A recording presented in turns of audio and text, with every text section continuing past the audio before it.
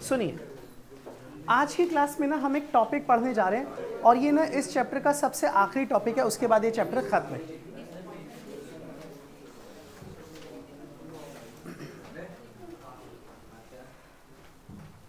चलिए, अब सबसे पहले ना आज की क्लास का टॉपिक लिखिए जिसका नाम है कैपिलैरिटी। लिखिए जरा, capillarity, CAPILLARITY, capillarity. Capillarity, CAPILLARITY, capillarity. चलो सुनो, हम ना इस टॉपिक को पढ़ने जा रहे हैं जिसका नाम क्या है, कैपिलैरिटी। नहीं बस बातें मत कीजिए और अब जरा ध्यान से सुनिए। देखो, आज की पूरी क्लास में सिर्फ एक यही टॉपिक पढ़ना है। पूरी बात बहुत ज़्यादा ध्यान से सुनना। आसान सा टॉपिक है, इजीली हो जाएगा और एंड में हम इसकी कुछ एप्लीकेशंस भी देखेंगे। तो सबसे पहले आप लोग फर्स्ट जो टॉपिक स्टार्ट कर रहे हैं वो है कैपिलैरिटी। ये क्या होता है मैं इसके बारे में आपसे अभी बात करूंगा, लेकिन सबसे पहले हम बात करते हैं what is a capillary tube. कहते हैं एक ऐसी ट्यूब जो बहुत ही ज़्यादा पतली होती है, फाइन बोर की होती है, उसके अंदर एक सिलेंडर जैसे दिखती है वो, उसी को आप लोग क्या बोल सकते हैं, that is a capillary tube. Actual में ना कैपिलरी वर्ड ना कैपिला से बना है और इसका मतलब होता है हेयर। हेयर मतलब बालों जैसा। जैसे कि यहाँ पर जब आप देखेंगे तो आपको यहाँ पर दिखेगा साफ साफ, the word capilla means hair in Latin. इसका मतलब ना ये ट्यूब ना बहुत ज़्यादा पतली और बहुत ज़्यादा बारीक होती है। आप इसे ऐसे समझ सकते हैं, आप जिस बॉल पेन से लिखते हैं उसके अंदर क्या होता है, रिफिल। आप अगर रिफिल में उसके आगे वाली जो निब है उसे हटा दें तो जो हिस्सा बचेगा जिसमें आपको क्या नजर आती है, इंक, वो एक तरह की कैपिलरी ट्यूब का काम करता है। तो कैपिलरी ट्यूब क्या हो सकती है, सिंपल आप बोल सकते हैं कि ये एक ट्यूब होती है जो बहुत ज़्यादा पतली थिकनेस की होती है। इसके अंदर फाइन बोर मतलब इसके अंदर एक होल होता है इस तरीके से, जैसे कि आपका सिलेंडर होता है ना, तो इस तरह से अगर मैं ड्रॉ करूं तो आप इसी को क्या बोलोगे, this is called a capillary tube. आप सबसे पहले लिखिए इसके बारे में, a tube with a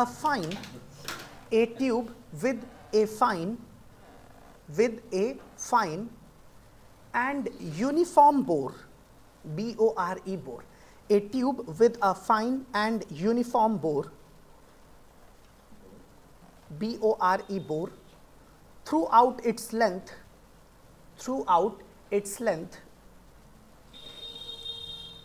is called a capillary tube. Throughout its length is called a capillary tube. Throughout its length is called a capillary tube. A capillary tube. ठीक है, अब सुनिए नेक्स्ट। अभी धीरे धीरे चीजें आपको पूरी समझ में आ जाएंगी। अब आप हेडिंग लिखिए नेक्स्ट, कैपिलैरिटी। हाँ, मेन हेडिंग थी, हम कैपिलैरिटी के बारे में बात कर रहे थे। अब बताने जा रहा हूं व्हाट इज कैपिलैरिटी। हाँ, कैपिलैरिटी, जैसे कैपिलरी लिखा था ना, ऐसे ही कैपिलैरिटी। अच्छा, आप सुनिए ध्यान से भाई, बस बस बस बस बस, अब बात नहीं, ठीक है। अब इधर ध्यान देना सारा, सब लोग चुप हो जाइए। देखिए प्लीज बी फोकस्ड, सुनिए ध्यान से। मान लीजिए आप लोगों के पास इस तरीके का कोई भी एक वेसल है, एक बर्तन है। सपोज कर लीजिए ये कांच का एक वेसल है, मैंने ऐसे करके बना दिया और मैं इसे एक और इसकी कॉपी बना लेता हूँ। मान लीजिए ये रहे हमारे पास दो वेसल।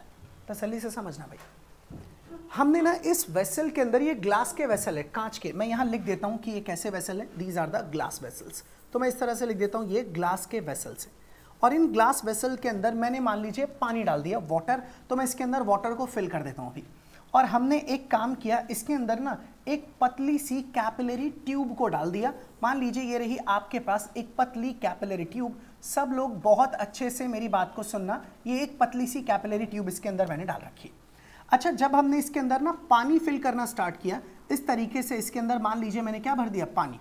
तो जब हमने इसके अंदर वाटर को फिल कर दिया तो आप लोगों को याद होगा ना, मैंने लास्ट क्लास में बताया था कि जब कभी भी आप पानी को ग्लास के वेसल में डालते हैं तो जो एंगल ऑफ कांटेक्ट होता है, किसी को याद है कैसा होता है, 90 से बड़ा या छोटा, छोटा। इसका मतलब आपका एंगल ऑफ कांटेक्ट 90 डिग्री से कैसा होता है, कम।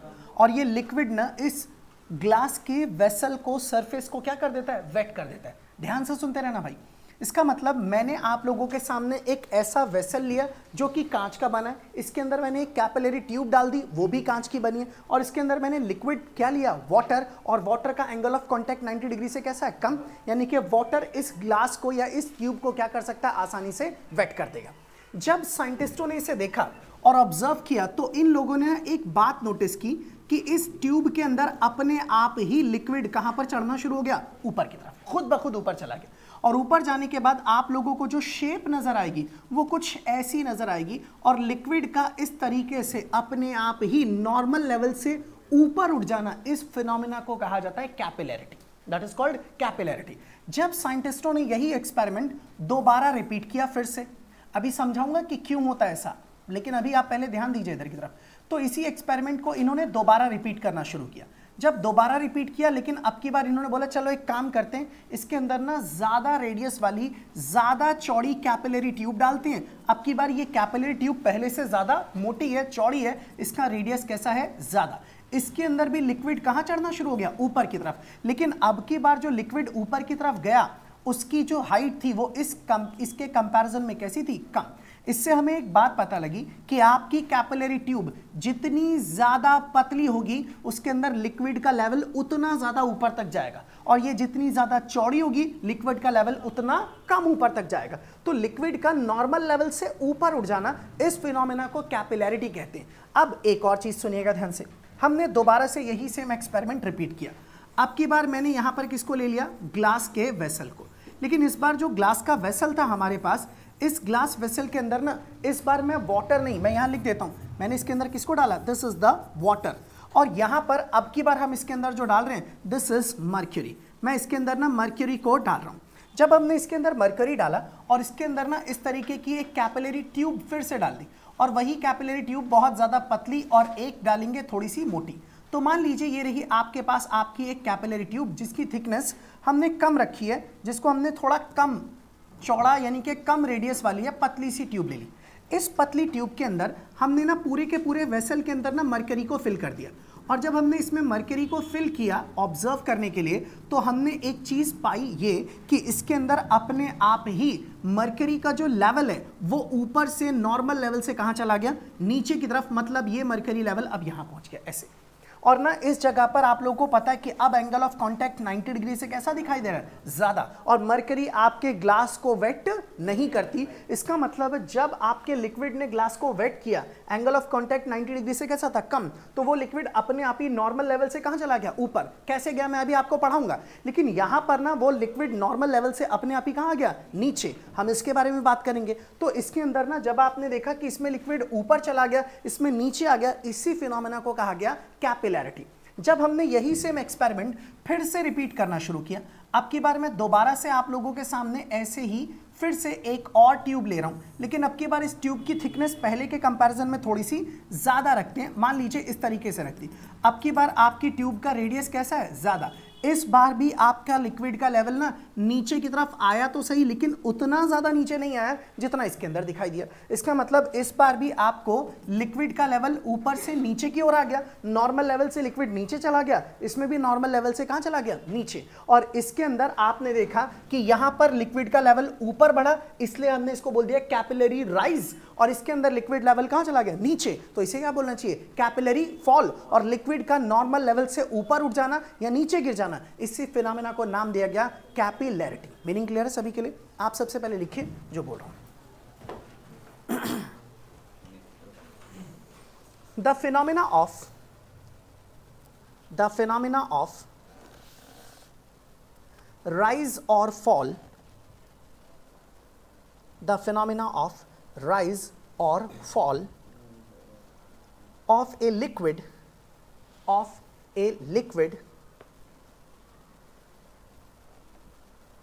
in a capillary tube,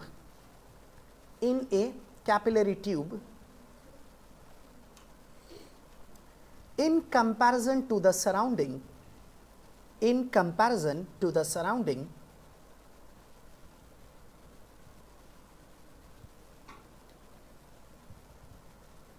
is called capillarity.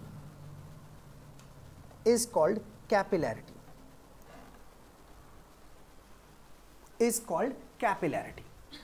एक बात याद रखना, मैं इसे साबित भी करूंगा। इसमें लिक्विड ऊपर चला गया इसलिए हमने इसको एक नाम दिया, this is called capillary rise, ऊपर उठा लिक्विड। इसके अंदर लिक्विड नीचे चला गया इसलिए हमने इसका दूसरा नाम रख दिया, this is called capillary fall. और मेरी बात एक बार ध्यान से सुन लो ताकि आप इसे ध्यान रख पाओ। जब कभी भी ऐसा लिक्विड होगा जो सरफेस को वेट कर देगा, उसका लेवल हमेशा ऊपर उठेगा और एंगल ऑफ कांटेक्ट 90 डिग्री से कम हो तब। ऐसा लिक्विड जो सरफेस को वेट नहीं कर सकता, एंगल ऑफ कांटेक्ट 90 से ज़्यादा है, उसका लेवल ऊपर उठने के बजाय कहाँ चला जाता है? नीचे। ऐसा क्यों होता है और इसमें क्यों ऊपर उठता है, इसमें क्यों नीचे चला जाता है, सबका रीज़न है अभी मैं आपको बताऊंगा। आप पहले तेज़ी से इस डायग्राम को ड्रॉ कर लीजिए और जल्दी से करना भाई, और कोई भी बच्चा बातचीत नहीं करेगा।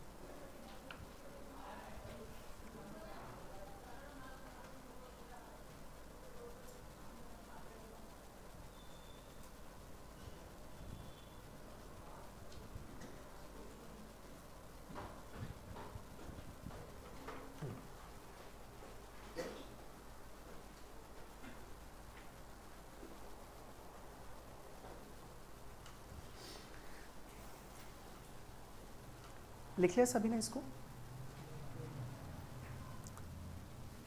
अब मेरी बात सुनना भाई, एंगल 90 से कम है इसलिए यहाँ की शेप कैसी है? कॉनकेव मेनिस्कस, और यहाँ पर क्या बना है? कॉन्वेक्स। ये सारी चीज़ें ध्यान रखनी पड़ेंगी। इसके अंदर लिक्विड ऐसा दिखेगा और इसके अंदर लिक्विड ऐसा नजर आएगा। चलिए अब सुनिए ध्यान से। अब ज़रा पता करते हैं आखिर ऐसा क्यों होता है, इसके बारे में हम थोड़ा सा डिस्कशन करते हैं। कहते हैं this is due to the surface tension and pressure difference. Surface tension की वजह से प्रेशर डिफरेंस क्रिएट होता है, वही चीज़ इसके पीछे का रीज़न है। मैं समझाता हूँ कैसे, ज़रा ध्यान से सुनना। सबसे पहले आप नेक्स्ट हेडिंग लिखिए, rise of liquid column, rise of liquid, rise of liquid in a capillary tube, rise of liquid in a capillary tube. और इसके साथ ब्रैकेट में लिखिए ascent formula, ASCENT, ascent formula, rise of a liquid in a capillary tube, और bracket में लिखिए ascent formula. चलो अब मेरी बात सुनो ध्यान से, सब लोग सुनना। बताता हूं आखिर लिक्विड ऊपर कैसे चला जाता है। सपोज कर लीजिए आप लोगों के पास इस तरीके का कोई भी एक वेसल है, ये रहा एक वेसल, एक ग्लास का वेसल, एक कांच का वेसल, मैंने इसे बना दिया। अब ये जो ये रहा आपके पास ग्लास का वेसल, कुछ इस तरीके से हमने ड्रॉ कर दिया इसको। अब इस ग्लास वेसल के अंदर ना मैं कोई लिक्विड फिल कर देता हूँ। मान लीजिए हमने वाटर को ही फिल कर दिया और यहाँ पर ना मैंने एक कैपिलरी ट्यूब लगा दी, this is the capillary tube. ये रही मेरी कैपिलरी ट्यूब, जो कि मैं कुछ ऐसे बना देता हूँ आप लोगों के सामने। ये काफ़ी ज़्यादा पतली है, ये मैंने थोड़ा आपको साफ दिखाई दे डायग्राम, इसलिए ज़्यादा चौड़ी इसको बना दी। ये रही मेरे पास कैपिलरी ट्यूब, और ना मैंने इस कैपिलरी ट्यूब के अंदर ना यहाँ पर इस वेसल में, बर्तन में पानी भर दिया। वही मैं इस बार जो केस ले रहा हूँ वो वाला केस है जिसमें आपका थीटा 90 डिग्री से कैसा है, कम, मतलब इसके अंदर पानी भरा है और कांच की कैपिलरी ट्यूब इसके अंदर लगा दी। जब इसके अंदर आप ऐसे पानी को भर देंगे इस तरीके से, क्योंकि एंगल 90 डिग्री से कम है, तो ऑब्वियस सी बात है ये वाली शेप हल्की सी ऐसी ही रहेगी। और यहाँ के बाद से आप इसे देखेंगे तो इसके अंदर पूरे का पूरा पानी इसके अंदर मान लीजिए ऐसे फिल कर रखा है, भरा हुआ है, पूरे के पूरे इस कंटेनर में मैंने पानी को भर रखा है। अभी मैं एक और डायग्राम यहाँ पर बनाऊंगा, आप पहले इस बात को ध्यान से सुनो। अब अगर मैं इस चीज़ को समझाऊं आप लोगों को, तो मान लीजिए मैंने यहाँ पर ना एक पॉइंट ले लिया ए, और यहाँ पर जो प्रेशर होगा दैट इज पी। आप बोलोगे सर ये कौन सा प्रेशर है, एटमॉस्फेरिक प्रेशर। जस्ट ठीक इसके नीचे एक और पॉइंट ले लिया बी, यहाँ पर भी प्रेशर लगभग इतना ही होगा, क्योंकि मैं लिक्विड की सरफेस के जरा सा नीचे हूँ, बिल्कुल थोड़ा सा नीचे, जरा सा नीचे आने पर भी प्रेशर ऑलमोस्ट कैसा होगा, बिल्कुल सेम। जब आप गहराई में चले जाओगे तब आपका प्रेशर बढ़ जाएगा, आपके ऊपर एटमॉस्फेरिक प्रेशर के अलावा एक और प्रेशर लगेगा that is rho g h. याद है सभी लोगों को? तो यहाँ पे ए और बी पॉइंट पर प्रेशर कैसा है, सेम टू सेम है। तो यहाँ पर ए पॉइंट है, यहाँ पर पॉइंट कौन सा है, बी। मैं अपना एक पॉइंट और यहाँ पर कंसीडर करने जा रहा हूँ। मान लीजिए आपने यहाँ पर एक पॉइंट ले लिया, दिस पॉइंट इज सी। आप बोलोगे सर यहाँ पर भी प्रेशर कितना रहेगा, पी ही रहेगा, क्योंकि ये भी कौन सा क्या आ रहा है, एटमॉस्फेरिक प्रेशर। लेकिन अब जरा यहाँ पर देखते हैं, अगर मैं यहाँ एक पॉइंट ले लेता हूँ दैट इज डी, तो अब जरा यहाँ के प्रेशर के बारे में बात करते हैं। सुनना, आप लोगों को अगर याद हो तो मैंने आपको ये पढ़ाया था कि अगर आप इस तरीके की एक स्फेरिकल ड्रॉप ले लेते हो या बबल ले लेते हो और आप अंदर की तरफ यहाँ खड़े हो जाते हो, तो आपको ये कॉनकेव सरफेस दिखेगी और बाहर की तरफ कॉन्वेक्स। हमेशा मैंने बोलता अंदर की तरफ प्रेशर बाहर से कैसा होता है, ज्यादा, या यूं कहिए कॉनकेव साइड पर प्रेशर ज्यादा एज कंपेयर टू कन्वेक्स। और मैं अगर बोलूं कि अगर Pi माइनस PO की बात करें तो आपको याद होगा इसका आंसर होता था 2s अपॉन में R। और अगर ये 2s अपॉन R आप लोगों को याद है और ऐसे में मैं आपसे बोलूं कि मुझे आउटसाइड प्रेशर पता करना है कितना है, तो आप इसे इधर ले आइए, दिस इज 2s अपॉन में R इज इक्वल टू में कितना हो जाएगा, PO। तो आप बोलोगे सर आउटसाइड प्रेशर अगर आपको निकालना है तो इनसाइड प्रेशर में से 2s अपॉन R को क्या कर दीजिए, माइनस, आपको आउटसाइड का प्रेशर मिल जाएगा। तो मैंने भी यही काम किया। एक ध्यान से देखना, ये ना आप अगर इसको पूरा बनाओ तो आप बोलोगे सर ये भी तो एक तरीके से पूरा एक स्फेयर बन गया कंप्लीट, और ये स्फेयर में ऊपर की तरफ एक सरफेस दिख रही है और नीचे यहाँ पर क्या दिख रहा है, लिक्विड। तो आप बोलोगे इसके अंदर वाला प्रेशर हो गया इनसाइड और बाहर वाला प्रेशर कौन सा हो गया, आउटसाइड। और आप लोगों को ये साफ साफ दिखाई दे रहा है कि जो इनसाइड प्रेशर है वो इनसाइड प्रेशर कितना है, दैट इज P। तो कोई बताएगा आउटसाइड प्रेशर कितना होगा, P माइनस 2s अपॉन में R। समझ गए सब लोग ना? और वो मैंने इसका इस्तेमाल करके बताया। तो अब हमें पता लग गया कि C पॉइंट पर तो प्रेशर P है, लेकिन D पॉइंट पर प्रेशर P नहीं है, P माइनस कितना है, 2s अपॉन R। और आप लोगों को पता है ना, liquid always flows from higher pressure to lower. इसके बगल में यहाँ प्रेशर ज्यादा है P और यहाँ पर प्रेशर कैसा है, कम, और लिक्विड अपने आप हायर प्रेशर से लोअर की तरफ भागेगा। और जैसे ही लिक्विड इधर की तरफ भागना स्टार्ट करेगा, लिक्विड यहाँ पहुंचता जाएगा, इसका लेवल अपने आप इंक्रीज होता जाएगा और तब तक इंक्रीज होगा जब तक यहाँ का और यहाँ का प्रेशर कैसा ना हो जाए, सेम। क्योंकि ऐसा पास्कल ने कहा था, सेम लेवल पर जो पॉइंट्स होते हैं वहां पर प्रेशर कैसा होता है, सेम। इसका मतलब इन दोनों का प्रेशर कुछ देर बाद कैसा हो जाएगा, सेम। और उसके लिए लिक्विड को कहां चढ़ना पड़ेगा, ऊपर की तरफ। अब लिक्विड अगर ऊपर की तरफ चढ़ेगा तो अब आपके सामने एक बड़ा डायग्राम बना रहा हूं ताकि आप इस चीज को और ज्यादा बेटर तरीके से समझ पाओ। और ध्यान दीजिएगा जरा अच्छे से। अब मान लीजिए मैं इसी चीज को यहां पर फिर से ड्रॉ कर रहा हूं दोबारा से। आप इसे देख के ये मत समझना कि मैंने दो कैपिलरी ट्यूब बना रखी है, जी नहीं, यही सेम चीज दोबारा ड्रॉ कर रहा हूं। लेकिन ये तब है जब लिक्विड का लेवल अभी ऊपर नहीं किया स्टार्टिंग में, और अब इसके अंदर लिक्विड का लेवल कहां चला जाएगा, ऊपर। और आपका लिक्विड लेवल जैसे जैसे ऊपर चलता जाएगा तो एक टाइम पर ऐसा आ जाएगा जब आपके यहाँ का और यहाँ का प्रेशर सेम हो जाएगा, और वहां पर मैं अब ऐसी शेप बना देता हूं और आपका जो लिक्विड लेवल है वो नॉर्मली ऊपर चला जाएगा यहां तक, और आपका जो पॉइंट सी था अब आपको वो पॉइंट सी कहां पर दिखाई देगा, ऊपर की तरफ। और मान लीजिए आपका लिक्विड लेवल कितना ऊंचाई तक चला गया, H ऊंचाई तक। अब मैं बोलूं बताना जरा D पॉइंट पर कितना प्रेशर होगा, तो सुनना ध्यान से। आप बोलोगे सर अब D पॉइंट पर जो प्रेशर होगा, पहले कितना प्रेशर था, P माइनस 2s अपॉन में R, प्लस में इतना लिक्विड और है उसका भी तो प्रेशर होगा, that is rho g h, और ब्रैकेट कर दीजिए क्लोज। सबको साफ साफ दिख रहा है यहाँ पर, क्लियर है, पता लग रहा है साफ ना कि ये लिखा है P minus 2s upon R और प्लस में कितना आ गया, रो जी एच। हाँ, अब आपका काम बड़ा आसान हो गया। और वो कैसे, देखिए जरा। अब मैं एक काम करता हूं, अप्लाई करता हूं अकॉर्डिंग टू पास्कल्स लॉ। हम पास्कल्स के लॉ का इस्तेमाल करते हैं। अब पास्कल्स का लॉ ये कहता है कि सेम लेवल पर जो पॉइंट है उन पे प्रेशर कैसा होता है, सी, मतलब जितना प्रेशर बी पर है उतना ही प्रेशर किस पे होगा, डी पे। तो आप यहां पर लिखना चाहे तो लिख सकते हैं pressure at point D is equal to pressure at point B. तो डी पॉइंट पर अब प्रेशर है कितना, आप बोलोगे sir P minus 2S upon R और प्लस में रो इंटू जी इंटू में H, और जो B पॉइंट है वहां पर प्रेशर कितना है, सिंपली P। आप ये P से P को क्या कर दीजिए, कैंसिल, और यहां पर आपके पास बचेगा रो इंटू जी इंटू में H, और ये बराबर के उस साइड चला जाएगा, तो दिस इज 2S अपॉन में R, और यहां से आप कैलकुलेशन करके इसमें से H को निकाल सकते हैं, तो H इज इक्वल टू आ जाएगा 2S अपॉन में आ जाएगा रो इंटू जी इंटू में R। तो आप कह सकते हैं सर इतना हाइट ना हमारे लिक्विड की बढ़ जाएगी, और आपका लिक्विड इसलिए प्रेशर के डिफरेंस की वजह से कहां पर चला जाएगा, ऊपर की तरफ। फॉर्मूला आ गया, काम भी खत्म, इतना ही करना था। लेकिन आपको अगर कितनी हाइट है ऊपर चढ़ी लिक्विड की वो निकालना है, तो आपको सरफेस टेंशन रखना पड़ेगा, वो हमें पता होगा।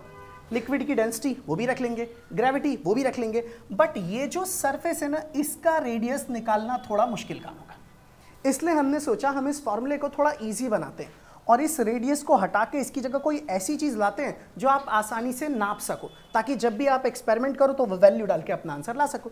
इसलिए हमने एक छोटा सा काम किया, इसके लिए एक और डायग्राम अब हम बनाने जा रहे हैं, और उस डायग्राम के बाद आप लोगों का काम हो जाएगा बहुत ही ज्यादा आसान। और ये जो डायग्राम है, ये डायग्राम मैं आपके सामने यहाँ साइड में इस तरफ कर देता हूँ, इधर की तरफ। ये रहा आपका डायग्राम, इसे आप ड्रॉ कर लेना आराम से। और फिर मैं एक और डायग्राम बना रहा हूँ, इसी चीज को मैं थोड़ा सा बड़ा करके आपके सामने यहाँ पर दिखा रहा हूँ, थोड़ा ज्यादा बड़ा साइज, ताकि सब कुछ एकदम क्लियरली और साफ साफ आपके लिए विजिबल हो। तो मान लीजिए वो कैपिलरी ट्यूब मैंने यहाँ पे अलग से बना दी। अपना ये जो ट्यूब है, मान लेते हैं हमारी इस ट्यूब का रेडियस है स्मॉल r, मैंने मान लिया, मैं भी लिखवा दूंगा ये क्या, इसका small r is the radius. अगर इसका रेडियस है तो एक बात सुनना ध्यान से, आवाज नहीं भाई, आपका ये जो लिक्विड का लेवल है ये चढ़ के कहाँ गया, ऊपर। मान लेते हैं आपका लिक्विड यहां तक पहुंच गया, तो मैंने यहां पर बना दिया लिक्विड वाली सरफेस, और आपका लिक्विड पूरे का पूरा यहां पर इस तरीके से फैला हुआ है, क्योंकि लिक्विड नॉर्मल लेवल से कहां पर आ चुका है, ऊपर की तरफ। तो मैंने इस चीज को, ट्यूब को ऐसे करके बना दिया आप लोगों के सामने, और ये आप इस तरह से देख सकते हैं।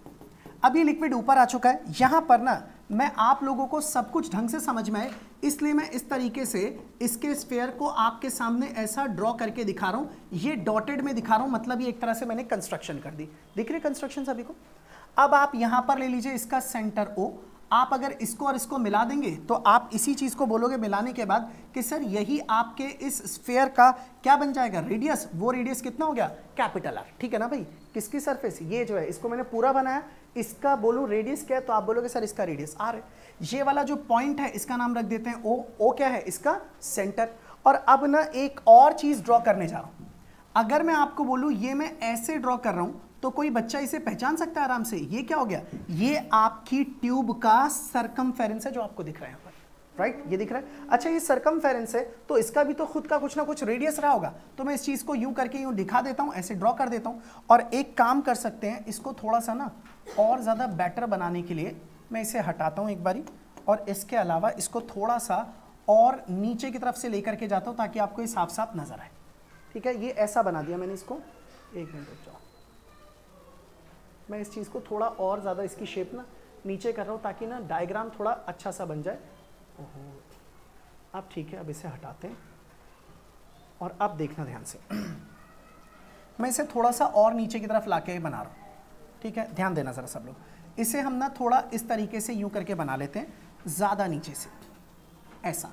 और ऐसा बनाने के बाद मैं इसे पूरे का पूरा कंप्लीट कर लेता हूँ। ये रहा मेरे पास कंप्लीट पूरी की पूरी शेप। और यहाँ पर से मैंने इसको यहाँ से यहाँ तक मिला दिया, तो ये रहा आपका centre.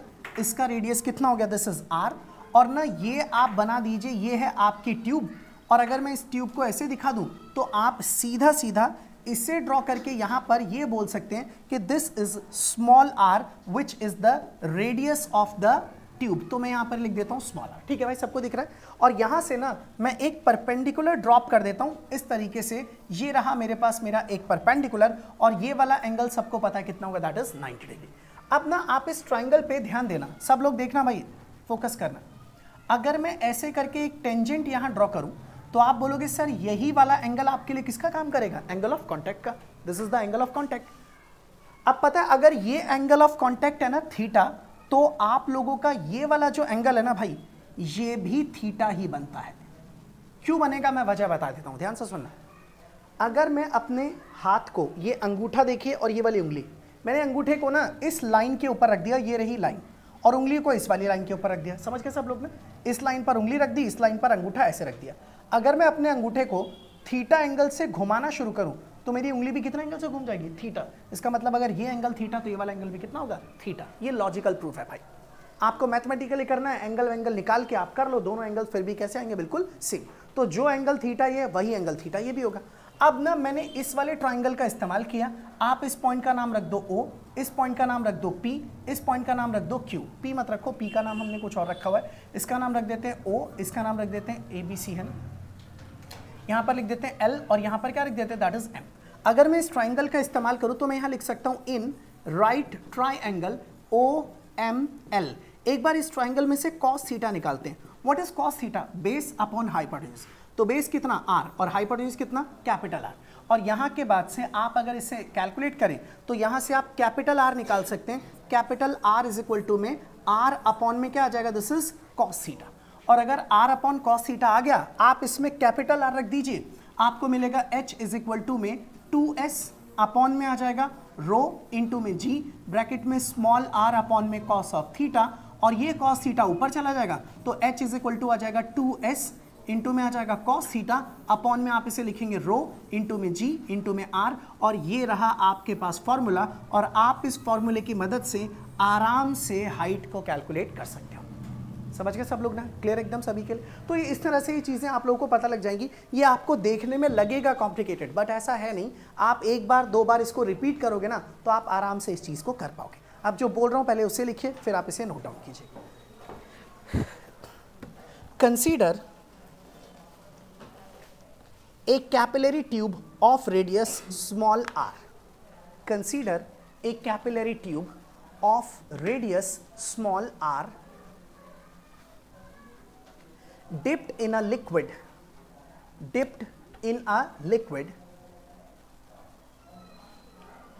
of surface tension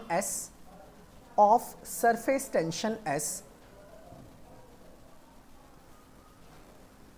and density rho,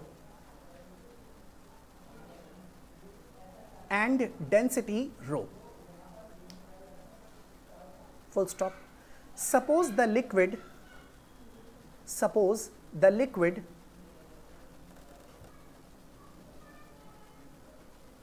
wets the sides of the tube,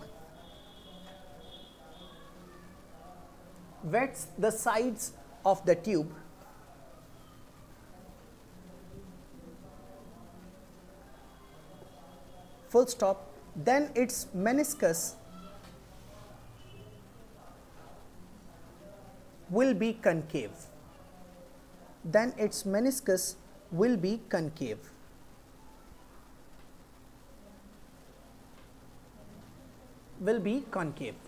Full stop. अब आप ये सब कुछ नोट कर लीजिए।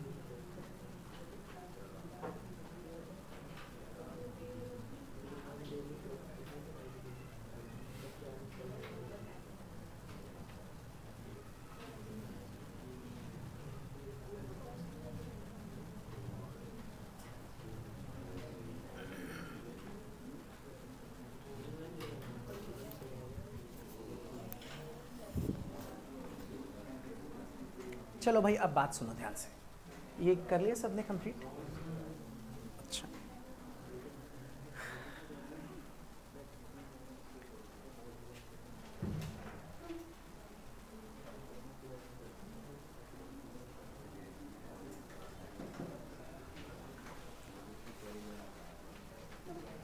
अब जरा बात पे ध्यान दीजिएगा सब लोग, सुनो। ये जो फॉर्मूला आप देख रहे हैं ना, इसी फॉर्मूले को कहा जाता है असेंट फॉर्मूला। आप इसके साथ ब्रैकेट में लिख लीजिए, this is called ascent formula. इसी फॉर्मूले को बोलते हैं ascent formula. This is called ascent formula. चलिए अब जरा हम इसके बारे में बात करते हैं, सुनिएगा ध्यान से, सुनो। हमने अभी भी ये पढ़ा कि h बराबर में है 2s इंटू में cos थीटा अपॉन में रो इंटू जी और इंटू में स्मॉल r। अब देखो इसका हमें फायदा क्या मिलेगा। आपको पता है small r is the radius of the capillary tube. जब हमने इस फॉर्मूले को नोटिस किया तो हमने यहाँ से कई सारी बातें पता की। सबसे पहली चीज number 1, your h is directly proportional to s। मतलब अगर किसी लिक्विड का सरफेस टेंशन ज्यादा है तो उसके अंदर जो हाइट होगी वो कैसी होगी, ज्यादा। नंबर 1 के बाद नंबर 2, दूसरी जो बात हमें पता चली, भाई बातें नहीं, ध्यान दो इधर। Second thing, your h is inversely proportional to density. मतलब लिक्विड की डेंसिटी जितनी ज्यादा होगी उतनी ही हाइट कैसी होगी, कम। और तीसरी जो चीज पता लगी, this is inversely proportional to the radius, यानी कि your h is inversely proportional to radius. मतलब आप ट्यूब जितनी ज्यादा पतली लोगे रेडियस उतना कम, और जितना रेडियस कम हाइट उतनी ज्यादा। क्लियर एकदम। अब उसके बाद से ग्रेविटी के बारे में मैं बात नहीं कर रहा क्योंकि जी को हम कंट्रोल नहीं कर सकते, लेकिन हाँ अगर आप इसे किसी ज्यादा ऊंचाई पर चले जाओ जहां ग्रेविटी की वैल्यू कम है तो ऑब्वियस सी बात है वहां पर भी हाइट कैसी हो जाएगी, ज्यादा। समझ रहे ना आप लोग। अब यहां से आगे की चीज सुनना, नंबर 3 के बाद नंबर 4, चौथा पॉइंट, ध्यान दो इधर। अब इस 4th पॉइंट में ना आप एक चीज नोटिस करेंगे, your h is directly proportional to cos theta. और यही बात ना मैं आपको 3 हिस्सों में समझाने जा रहा हूं। सबसे पहला पॉइंट, एक मान लीजिए अगर आपने एक ऐसा लिक्विड रखा है जिसका एंगल ऑफ कॉन्टेक्ट 90 डिग्री से कैसा है, कम। तो जिन्होंने मैथ्स पढ़ी है या नहीं भी पढ़ी तो सबको पता होगा कि अगर थीटा 90 डिग्री से कम होता है तो आपका ये जो cos थीटा होता है उसकी वैल्यू कैसी होती है, पॉजिटिव। आप देखना h बराबर 2s cos theta rho g R, s rho g R ये सब पॉजिटिव टर्म्स है। cos थीटा भी कैसा है, पॉजिटिव। तो ऐसे में आपकी हाइट भी कैसी निकल के आएगी, पॉजिटिव। और पॉजिटिव हाइट का मतलब है हाइट कहां पर जाएगी, ऊपर। मतलब लिक्विड ऊपर चढ़ना शुरू होगा और इसी फिनोमेना को आप बोलोगे कैपिलरी राइज। यानी कि कैपिलरी राइज तब दिखेगा जब एंगल ऑफ कांटेक्ट 90 डिग्री से कम होगा, और अगर एंगल ऑफ कांटेक्ट 90 से कम है मतलब ये लिक्विड सरफेस को वेट कर सकता है। ए के बाद अब अगर मैं इसके बी पार्ट की बात करूं, इसका मतलब अगर आप एक ऐसा लिक्विड ले जिसका एंगल ऑफ कांटेक्ट 90 डिग्री से कैसा है, ज्यादा, तो जब भी आपका एंगल 90 डिग्री से ज्यादा होता है तो जिन्हों पता है, नहीं भी पता तो मैं बता रहा हूं, इसका मतलब ये कौन से क्वाड्रेंट में आ गया, सेकंड। और सेकंड क्वाड्रेंट में कॉस कैसा होता है, नेगेटिव। अगर आप कॉस को नेगेटिव यहां रखोगे तो आपकी जो हाइट होगी वो भी नेगेटिव, और यहां नेगेटिव हाइट का मतलब है लिक्विड ऊपर ना चढ़ने के बजाय नॉर्मल लेवल से कहां चला जाएगा, नीचे। इसका मतलब इस बार जो फिनोमेना होगा आप उसे बोलोगे कैपिलरी फॉल, और ये तब होगा जब आपका एंगल ऑफ कॉन्टैक्ट 90 से ज्यादा, और 90 से ज्यादा एंगल ऑफ कॉन्टैक्ट होने का मतलब ये कि आपका ये लिक्विड ना सरफेस को वेट नहीं करेगा। ठीक है। और अगर ए बी के बाद अब अगर हम सी पार्ट पर आते हैं, और सी पार्ट में अगर मैं बोलूं कि थीटा की वैल्यू कितनी है 90, तो सबको पता होगा cos 90 कितना होता है, 0। तो cos थीटा 0, इसका मतलब हाइट कितनी हो जाएगी, 0। यानी कि अगर एंगल ऑफ कांटेक्ट 90 डिग्री है तो ना तो लिक्विड ऊपर जाएगा और ना ही नीचे। किसी बच्चे को याद है ऐसा कौन से एक सिचुएशन में होगा, जब आप एक सिल्वर का वेसल लोगे और उसके अंदर प्योर वाटर डालोगे तब एंगल ऑफ कांटेक्ट कितना होगा, 90। उस टाइम पर ना तो कैपिलरी राइज नजर आएगा और ना ही कैपिलरी फॉल। क्लियर है सभी के लिए, आप इसे लिख लीजिए।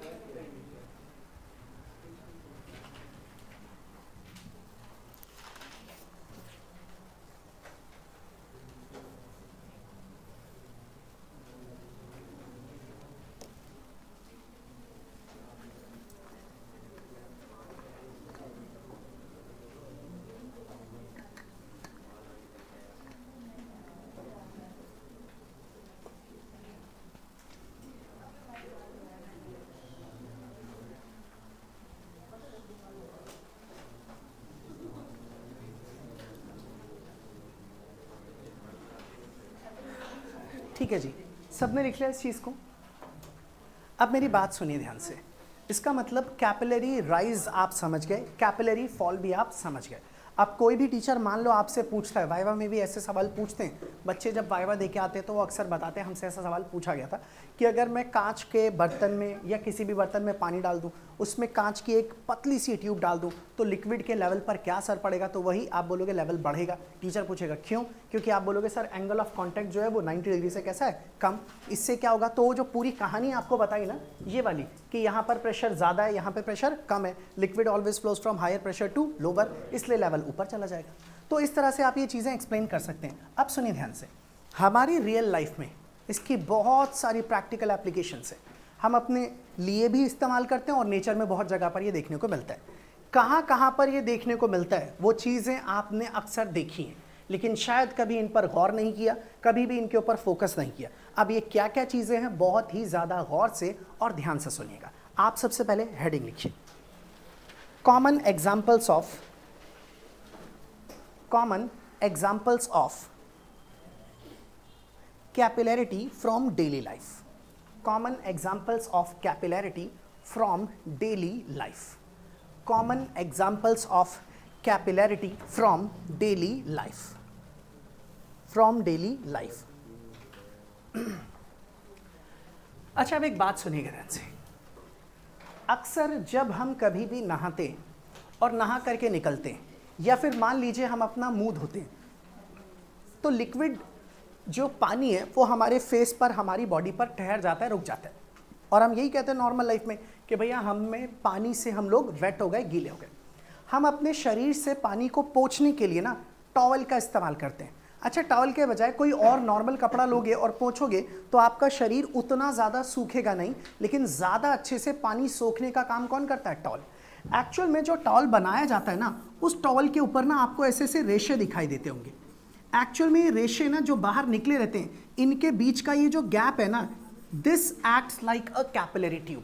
और जब आप उस टॉवल को अपनी बॉडी से टच भी करते हो ना, रगड़ के पोंछने के बाद सिर्फ उसके ऊपर रखो और रखने के बाद हटाओ, तो आपको लगेगा यहाँ का मोस्ट ऑफ द वाटर ना टॉवल ने सोक कर लिया, यानी कि उसको अपने अंदर एब्जॉर्ब कर लिया है। और वो इसलिए हो पाता है क्योंकि इसके अंदर क्या दिखती है, कैपिलरीज। और ये पूरा फिनोमेना किसकी वजह से होता है, कैपिलरी एक्शन की वजह से। बात समझ गए? लिखिए number 1, A towel soaks water on account of SOAKS, soaks मतलब एक तरह से सोख लेना, एब्जॉर्ब कर लेना। soaks water on account of capillarity action, on account of capillarity action, capillarity action, full stop. हो गया यहां तक? दूसरा, आपने कई बार ऐसा देखा है कि ना हम लोग, आवाज नहीं प्लीज, दिवाली के ऊपर ना इस तरीके से दिए जलाते हैं, और वो दिए कुछ ऐसे ही तो बने होते हैं इस तरह के। उन दियों में ना हम यहाँ नीचे ना ऑयल डाल देते हैं, तेल, और यहाँ पर ना रुई की विक लगा देते हैं, जिसे हम लोग बाती बोल देते हैं। ऐसे तो बोलते हैं, रुई का या कपड़ा कुछ भी लगाते हैं, और इसमें जब हम आग लगाते हैं तो ये जलना स्टार्ट हो जाता है। एक्चुअल में ना आपका ऑयल तो नीचे की तरफ है और ग्रेविटी किसी चीज़ को ऊपर नहीं जाने देगी, लेकिन ये जो रुई की बाती जिसे आप विक बोलते हैं, इसके अंदर ना बहुत सारा स्पेस खाली रहता है, क्योंकि वो रुई है, रुई को आप दबा सकते हैं, उसके अंदर एयर के बहुत सारे पॉकेट्स होते हैं जो खाली रहते हैं, और वही एयर के पॉकेट्स किसकी तरह बिहेव करते हैं, एक्ट लाइक अ कैपिलरी ट्यूब। और कैपिलरी एक्शन की वजह से यहाँ से ये ऑयल अपने आप ही कहाँ चढ़ना शुरू हो जाता है, ऊपर की तरफ। अगर आपने देखा हो, अब तो लाइट है सबके यहाँ पे, लेकिन आपने देखा होगा पुराने ज़माने की मूवीज़ में या किसी मूवी में पुराना ज़माना दिखाते हैं, तो उस टाइम पर लोगों के पास ना एक लालटेन होता था। उस लालटेन में वो लोग ना कैरोसिन ऑयल यानी कि मिट्टी का तेल डालते थे, और उस मिट्टी के तेल को डालने के बाद उसके नीचे से एक कपड़ा या फिर कोई रुई ऐसे ऊपर लाते थे और ला करके उसको जला देते थे। जब तक मिट्टी का तेल है तब तक वो जलता रहता था, दिया जो भी चीज़ें। उसके अंदर क्या होता था, अपने आप तेल नीचे से ऊपर आया कैसे, ड्यू टू कैपिलरी एक्शन। इतना ही नहीं, जब आप किसी कैंडल की भी बात करते हैं, मोमबत्ती, और जब आप इस मोमबत्ती को इस तरीके से, मान लीजिए कोई मोमबत्ती है, जलाते हैं, तो इसके अंदर ना ये मोमबत्ती की ये जो ऊपर की तरफ जो हीट होती है, इस हीट की वजह से यहाँ वाली मोम पिघल जाती है और हल्का सा लिक्विड रहता है, और वो भी लिक्विड धीरे धीरे करके कैपिलरी एक्शन की वजह से कहाँ चढ़ता है, ऊपर, और फिर ये जलता रहता है, और इसके जलने की वजह से फिर अगला नीचे वाली मोम फिर पिघल जाती है, और ऐसे करते करते इसी प्रोसेस की वजह से सारे का सारा लिक्विड कैपिलरी एक्शन की वजह से ऊपर चलता जाता है, और इसलिए दिया या फिर मोमबत्ती जलते रहते हैं। आप लिखिए number 2, oil rises in the long narrow spaces between the threads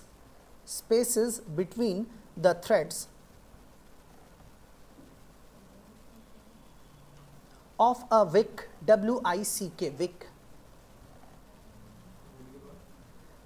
threads of a wick, comma, because they act as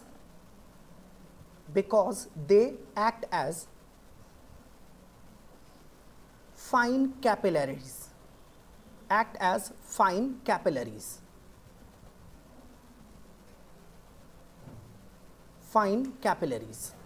बात समझ गए सब लोग? अच्छा, अब इसके अलावा और सुनिए ध्यान से, कई बार आपने ऐसा नोटिस किया होगा, अगर आप लकड़ी को बाहर छोड़ दो बिल्कुल हवा में, और बरसात का मौसम हो, तो नमी की वजह से ना लकड़ी फूल जाती है, उसे बोलते हैं स्वेलिंग ऑफ वुड्स। या फिर अगर आप किसी जंगल में चले जाओ जहाँ पर काफ़ी ज़्यादा बरसात हो रखी है या मौसम में बहुत ज़्यादा नमी है, तो आप देखोगे ना पेड़ों के कुछ हिस्से भी ना फूल जाते हैं, और कई लोग उसको जब काटते हैं तो काटने पर उसमें से क्या निकलता है, वाटर निकलता है, देखा किसी ने, उसमें पानी निकलता है, यूट्यूब पर ऐसी वीडियोज़ वगैरह भी हैं। तो इसमें ना लकड़ी ना फूल जाती है, स्वेलिंग ऑफ द वुड कहा जाता है। एक्चुअल में होता क्या है, पेड़ों की जो ये इस तरीके से मोटा सा ये जो तना होता है, इनमें भी ना छोटे छोटे पोर्स होते हैं, छेद होते हैं, और जब ना बारिश की वजह से हवा में नमी आ जाती है, किसी भी वजह से हवा में नमी आती है, तो वो जैसी हवा आती है और पेड़ों से टकराती है, तो कैपिलरी एक्शन की वजह से हवा के अंदर जो नमी मौजूद है, जो वाटर है, वो कहाँ चला जाता है, पेड़ों के अंदर, और इस तरीके से पेड़ ना पानी के अंदर इकट्ठा हो जाता है, और जहाँ पे पानी भरता जाता है वहाँ से पेड़ थोड़ा सा फूल जाता है, और इसी को बोलते हैं स्वेलिंग ऑफ द वुड, यानी कि जो पेड़ है वो थोड़ा सा फैल जाता है, स्वेल हो जाता है, मोटा हो जाता है। या फिर लकड़ी भी ऐसे ही पानी की वजह से क्या हो जाती है, फूल जाती है, और जब लकड़ी फूल जाती है तो हम लोग बोलते हैं कि लकड़ी जो है वो खराब हो गई, पानी इसके अंदर चला गया, जिसकी वजह से इसमें क्या आ गई, स्वेलिंग। ठीक है, लिखिए जरा next, swelling of would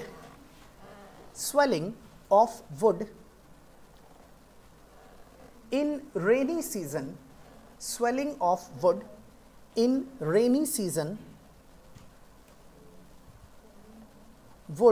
in rainy season, is due to rise of moisture from air,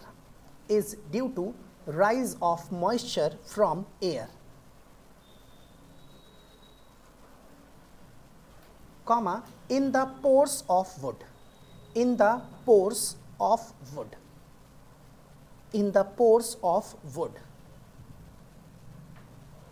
full stop.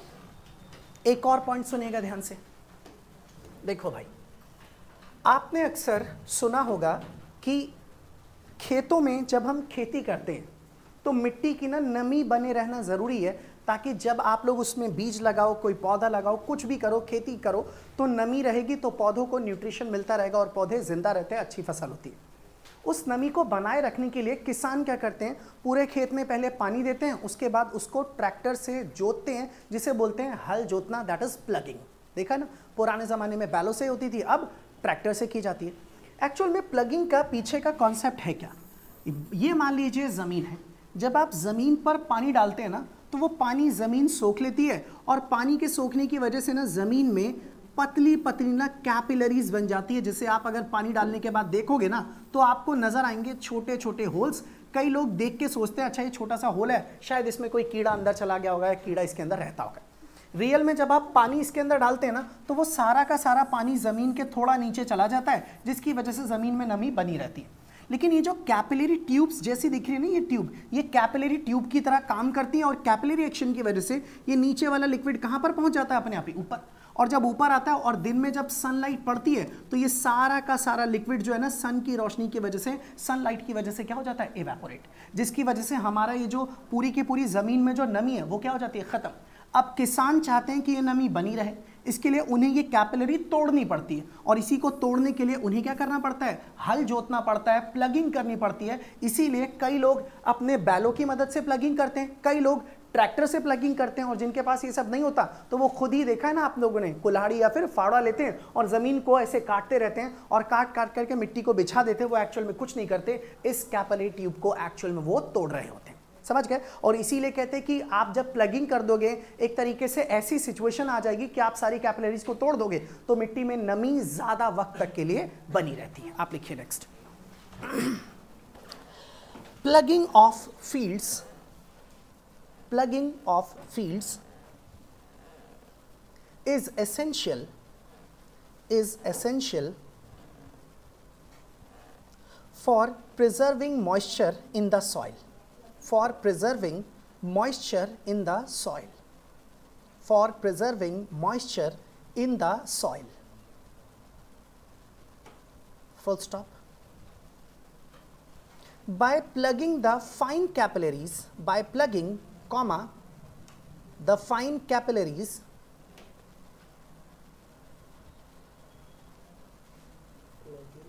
by plugging comma the fine capillaries in the soil are broken,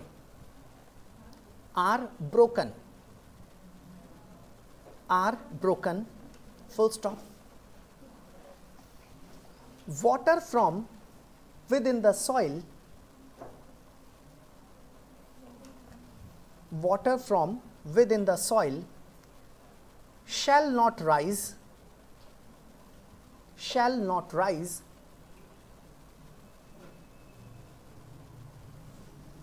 and evaporate off, and evaporate off, and evaporate off, full stop. एक और चीज सुनिएगा, आवाज नहीं please, सुन। अच्छा, एक pen होता है जेल पेन, एक बॉल पेन, एक और पेन होता है ना फाउंटेन पेन, जिसमें इंक डालते हैं अलग से ला करके। एक्चुअल में आप कभी भी देखेंगे अगर फाउंटेन पेन को, तो वो आपको ना उसकी निब ऐसी नजर आएगी, और ना यहाँ बीच में ना एक छोटा सा कट लगा होता है, देखा किसी ने इसको? ऐसा ही पेन होता है ना, इस तरीके से बनता है, ऐसा होता है फाउंटेन पेन, ऐसी शेप होती है। इसमें जो बीच में कट लगा होता है ना, वो जानबूझ के लगाया जाता है। इस कट को लगाने की वजह से ना ये ना कैपिलरी ट्यूब की तरह काम करता है, और अपने आप ही जब आप कॉपी पर ऐसे भी लिख रहे हैं या ऐसे लिख रहे हैं, खुद ब खुद यहाँ से इंक निकल के इस ट्यूब के अंदर आ जाती है और यहाँ टिप तक पहुँच जाती है ड्यू टू कैपिलरी एक्शन, और इसी की वजह से हम लोग लिख पाते हैं। कई बार जब आप इससे लिख रहे हैं और लिखना मुश्किल हो जाता है या इंक नहीं पहुंचती, तो एक्चुअल में ना इसके अंदर ये जो छोटा सा हिस्सा है, इसमें ना कभी कभी डस्ट फंस जाता है। तो कई लोग क्या करते हैं, धागा लेते हैं या पेज लेते हैं या फिर सिर से एक बाल तोड़ते हैं और इसके अंदर ना एक बार उसको पास करके निकालते हैं, ताकि ये लाइन बिल्कुल क्लियर हो जाए और जो लिक्विड है वो वापस कैपिलरी एक्शन की वजह से टिप तक पहुंच पाए, और इसी वजह से हम लोग लिख पाते हैं। आप लिखिए इसको भी, the tip of the nib, the tip of the nib, NIB nib of a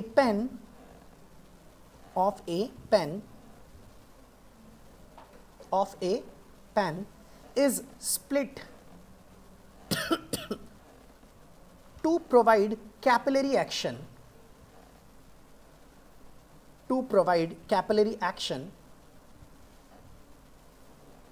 for the ink to rise, for the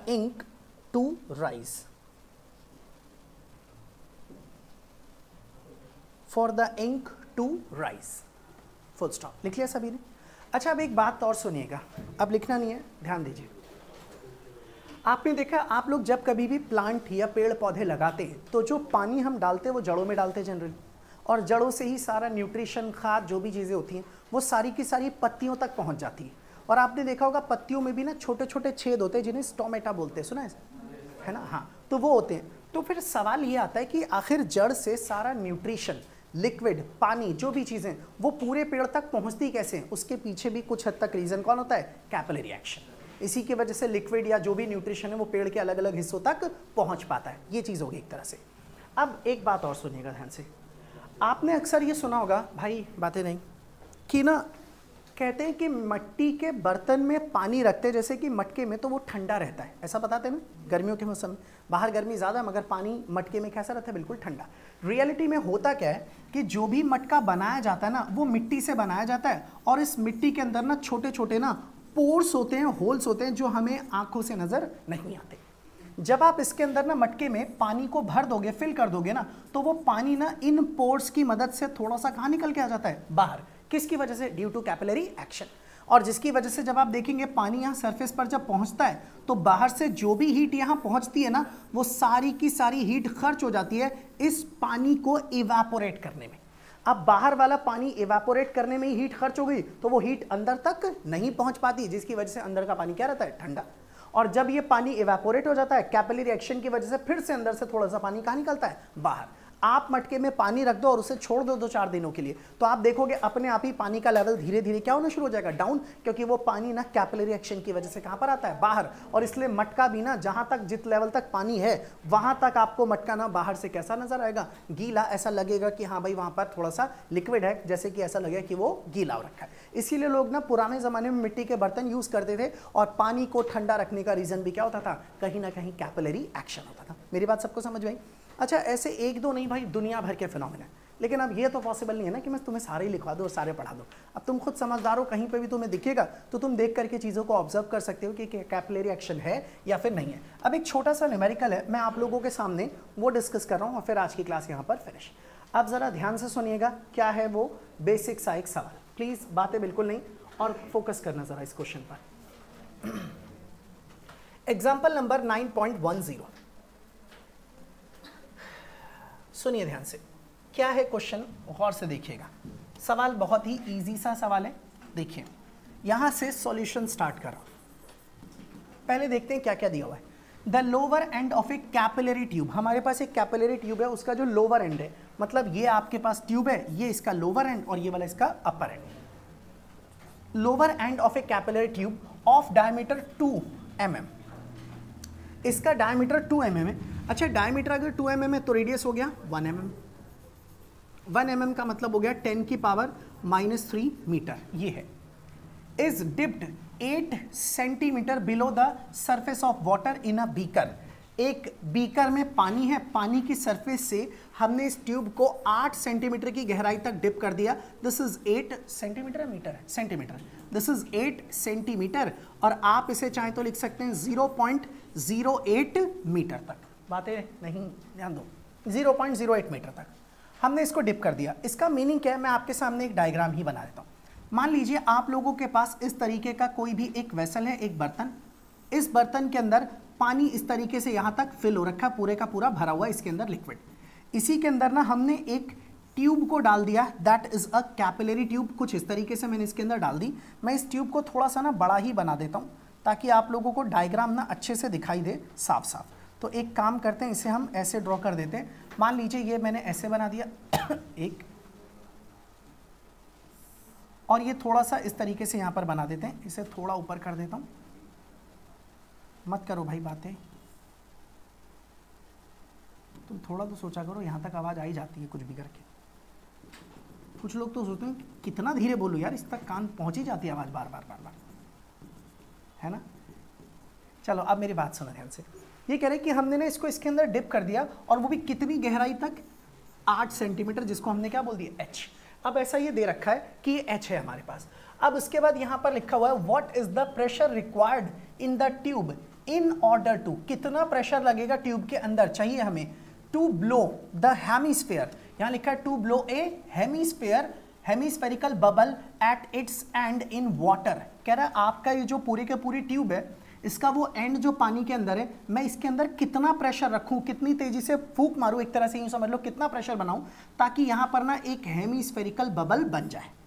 समझ गए ना सब लोग। ऑब्वियस सी बात है, सबको पता है कि अगर आप प्रेशर बढ़ाओगे तो अंदर की तरफ ना एक हेमिस्फेरिकल बबल बन जाएगा। तो मान लीजिए इस तरीके का एक बबल बना है, ठीक है। तो ये कह रहे कि कितना प्रेशर अंदर की तरफ होना चाहिए, तो मान लेते हैं अंदर जो प्रेशर होना चाहिए that is PI, pressure inside, वही हमें निकालना है। अब इन्होंने बोला the surface tension of water, आप लोगों को क्या चीज कैलकुलेट करनी है, हमें निकालना है पीआई, प्रेशर इनसाइड। अब बोला है the surface tension of water of the experiment is this, तो आपको सरफेस टेंशन ये दे रखा है और सरफेस टेंशन कितना है S is equal to 7.3 into 10 की power -2, this is newton per metre, ये है सरफेस टेंशन। 1 एटमॉस्फेरिक प्रेशर की वैल्यू आपको पता है, वो हम जानते हैं। डेंसिटी ऑफ वाटर हमें दे रखा है 1000, तो मैं यहां लिख देता हूं 1 एटमॉस्फेरिक प्रेशर, मतलब आपको जो एटमॉस्फेयर का प्रेशर दे रखा है दैट इज 1.01 इंटू 10 की पावर 5 पास्कल। इसके अलावा वाटर की डेंसिटी जो दे रखी है दैट इज 1000 किलोग्राम्स पर मीटर क्यूब, हमें डेंसिटी भी दे रखी है। लास्ट में बोला हुआ है जी की वैल्यू आपको कितनी यूज करनी है 9.8, तो जी इज इक्वल टू में 9.8 मीटर पर सेकंड स्क्वायर। और also calculate the excess pressure, मान लीजिए जो एक्सेस प्रेशर है वो पी है, आपको ये भी निकालना है। अब सुनना भाई, कई सारी चीजें हैं जो हमें कैलकुलेट करनी है, एक एक करके हम सब कुछ निकालना स्टार्ट करेंगे। बात को जरा ध्यान से सुनना, और ये बड़ा इजी सा सवाल है, आराम से हो जाएगा। जिन्होंने पूरी क्लासेस अटेंड किया, ढंग से सुना है सब कुछ, तो वो इजीली इसे कर पाएंगे। अब सुनना ध्यान से, मैं इसे यहाँ पर रखता हूँ, अभी मुझे इनकी ज़रूरत नहीं है। अब चलो भाई ध्यान देना ज़रा, देखो मुझे ना अंदर प्रेशर पता करना है कितना है, बाहर की तरफ क्या भरा हुआ है, लिक्विड भरा है। अच्छा मान लीजिए बाहर जो प्रेशर है वो कितना है, दैट इज पीओ। अंदर का प्रेशर हमें निकालना है। एक बात सुनिए, एज जैसा कि आपको ये पता है कि अंदर का प्रेशर बाहर से कैसा होता है, ज़्यादा, यही तो होता है, ऐसा ही होता है ना। तो बाहर जितना भी प्रेशर है, अंदर का प्रेशर उससे थोड़ा सा ज़्यादा ही होगा। पहले पता करते हैं बाहर है कितना प्रेशर। आप इसको ऐसे लिख सकते हैं, this is P I minus P O बराबर में 2s अपॉन में r, स्मॉल r। अच्छा एक बात बताओ, यही तो वो बबल है जो आप बना रहे हो। कोई बताएगा कि ये आपकी ट्यूब का जो रेडियस है और जो बबल का रेडियस है, दोनों के दोनों सेम है, इक्वल ही है दोनों के दोनों, तो दोनों के लिए मैं स्मॉल r ही इस्तेमाल करूंगा। तो मुझे पी आई निकालना है, तो मैंने पी आई बराबर में क्या लिख दिया, दिस इज पी नॉट, और प्लस में इसे लिख दिया 2s, और अपॉन में यहाँ पर क्या लिख दिया r। अब पी नॉट लिखते हैं प्रेशर आउटसाइड। अच्छा अगर मैं बाहर की तरफ प्रेशर निकालना स्टार्ट करूं कि बाहर कितना प्रेशर है, हमें उस चीज़ को कैलकुलेट करना है, तो आप बिल्कुल ध्यान से देखना। सबसे पहले तो बाहर ऊपर से तो एक प्रेशर लग रहा है, कौन सा, एटमॉस्फेरिक प्रेशर। तो आप बोलोगे सर बाहर जो प्रेशर है वो एक तो एटमॉस्फेरिक प्रेशर है, प्लस आपका ये जो ट्यूब है वो कितनी गहराई में, h, तो इसका मतलब पानी का भी तो प्रेशर लग रहा होगा, that is rho g h, और प्लस में क्या आ जाएगा 2s अपॉन में r। ये लो जी, यही आपका है प्रेशर इनसाइड द ट्यूब, यही तो है प्रेशर इनसाइड द ट्यूब। अब सब कुछ पता है, आप रख दीजिए। एटमॉस्फेरिक प्रेशर कितना है 1.01 इंटू 10 की पावर 5, रो की वैल्यू आपके पास कितनी है 1000, ग्रेविटी जी कितनी है 9.8, हाइट कितना है 0.08, और फिर प्लस में आ जाएगा 2s अपॉन r, 2 ये रहा, s की वैल्यू आपके पास कितनी है 7.3 इंटू में 10 की पावर -2, और यहाँ पर ये रहा अपॉन में r जो है वो रेडियस है विच इज 10⁻³ और जब आप इसे सॉल्व करेंगे तो आपको प्रेशर इनसाइड जो है वो डायरेक्टली लिख देता हूँ, कितना मिलेगा वो चीज़ मैं आपके सामने यहाँ लिख देता हूँ। तो जो इनसाइड प्रेशर होगा that is equal to 1.02 into 10 की पावर 5 पास्कल। तो आप लिखेंगे 1.02 into 10 raised to the power 5 pascal, तो this is the pressure inside. अच्छा अभी इन्होंने एक और चीज़ पूछी है, क्या, एक्सेस प्रेशर। अब एक्सेस प्रेशर अगर निकालना है तो मैं कलर चेंज कर देता हूं, और एक्सेस प्रेशर क्या होगा, this is P. Excess pressure कितना होता है, अंदर का बाहर से कितना ज्यादा होता है 2s अपॉन r, तो आपको 2 की जगह 2 रखना है। What is your s, s आपके पास कितना था 7.3 इंटू 10 की पावर -2, और नीचे r कितना है 0.08, तो ये रहा 0.08, तो मैं इसको लिख देता हूँ, दिस इज 0.08, और जब आप इसे सॉल्व करेंगे तो आपका आंसर आएगा 146 पास्कल। इसका मतलब ये आपके पास एक्सेस प्रेशर हो गया, और ये है आपका पूरे का पूरा सवाल, और ये क्वेश्चन नंबर कौन सा था 9.10। अब आप इसे लिख लीजिए।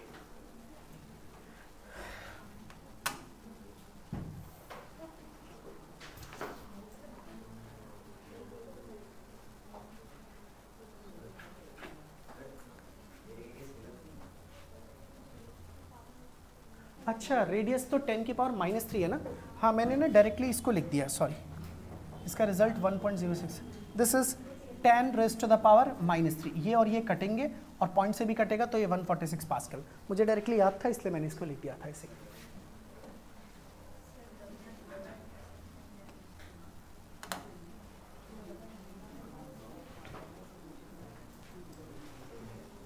तो भाई आपका ये वाला चैप्टर पूरे का पूरा ख़त्म, और अगली क्लास में हम शुरू करेंगे एक नया चैप्टर, ठीक है।